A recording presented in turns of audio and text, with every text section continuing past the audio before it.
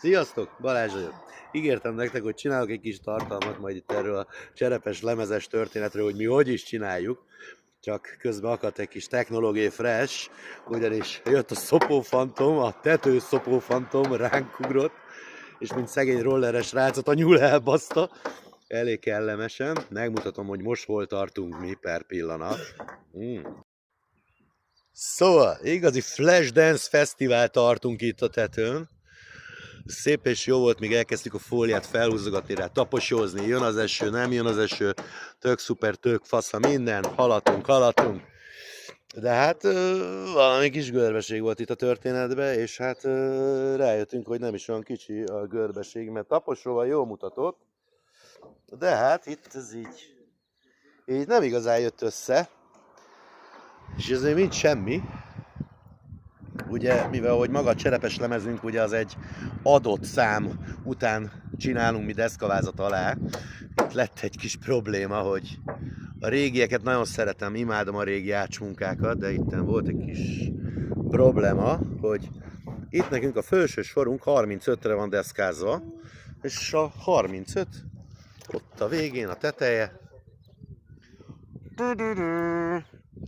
Hát itt meg egy kicsit lefutunk vele.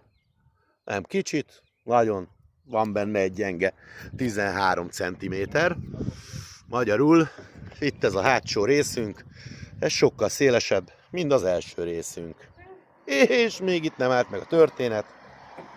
Hát a Kis-Balaton most így helyre kell pofozzuk. És ha már Kis-Balatont helyre pofozzuk, akkor legyen párhuzamos is ugye az ereszünk, mert mondtam az előző videóban, hogy próbálunk valami szuper kis ereszt ide kitalálni erre a házra. Hát sikerült, ugye mi, hogy a cserepes lemezünk az fixen derékszöges. Ott lent, ha látjátok, ott a deszkának a bal felén van. Van nekünk itt egy nagy derékszögünk kicsapva, hogy majd derékszögesen menjünk a cserepes lemezzel. És itt kifutottunk ide a deszkának erre a felére, ami azt jelenti, hogy van benne nekünk egy gyenge 17-es centiméterünk itt ebbe a végébe. Na már! És még itt sincs semmi gáz, mert ezt is megoldjuk valahogy. Ugye valahol ez jelentkezik, vagy a cserepes lemezbe, vagy az ereszajnak a szegésébe. Ugye mi úgy döntöttünk, hogy az ereszajnak a szegésébe fogjuk majd belerakni inkább ezt a 17 centit, az még kultúrált, mint például egy nagyobb szegélylemezt hajtani ide ki a végéhez, az már nem a legszebb. Itt inkább majd valahogy jégbe vágjuk a lambériát, vagy keresztbe fogunk lambériázni, de hát itten sajnos viszont a srácok igaz itt is